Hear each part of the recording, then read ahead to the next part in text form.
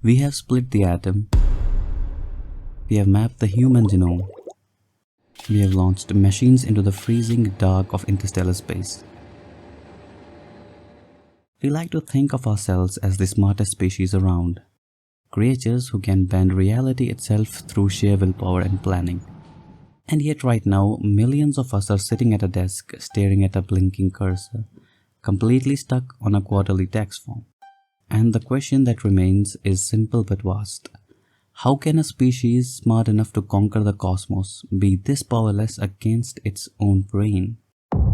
It always begins with good intentions. The coffee is made, the desk is clean, you sit down, ready to get to work. And then out of nowhere, a random thought pops into your head.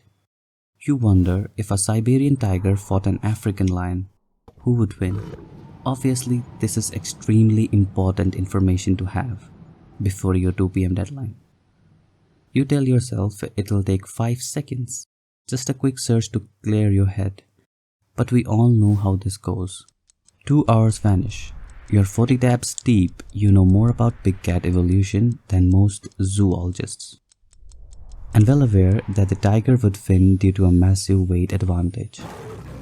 Meanwhile, the report hasn't been touched. Not one word. We are quick to call this laziness, poor time management, or a lack of discipline, and we let ourselves feel ashamed about it. But the truth is bigger than that and stranger. A 1988 study out of the University of Scranton found that 92% of people fail to hit the goals they set for themselves. 92%. That's a wild number. And this problem isn't new.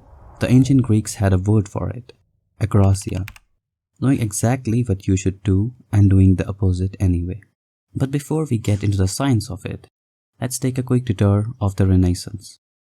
Even Leonardo da Vinci, arguably history's most productive genius, struggled with this. He'd take on a huge painting commission, then vanish for months into random mechanical side projects, sketching rolling mills, designing a helicopter prototype centuries early. Meanwhile, his patrons were left waiting and his paintings sat just there, unfinished. If Da Vinci couldn't beat this, maybe we are not broken. Maybe this isn't a discipline problem. Maybe it's just how we are wired. Because here's what's strange.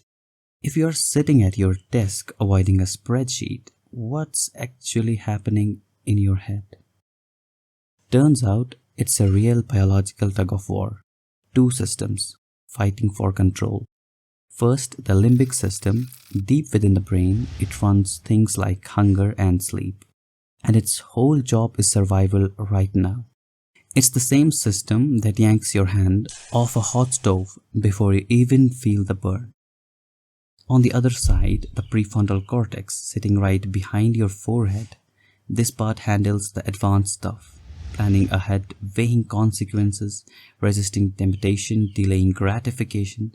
This is the system that lets us build civilizations, write symphonies, launch rockets, and finish a spreadsheet on time. Basically, the prefrontal cortex is the adult in the room. Every time you study instead of scrolling, save instead of spending, or push through something uncomfortable for a long-term goal, that's the part of your brain winning the fight. Your prefrontal cortex is saying if you don't finish this by Friday, your boss is going to lose it. Your limbic system is saying this spreadsheet is stressing us out. Let's watch a raccoon eating a grape instead.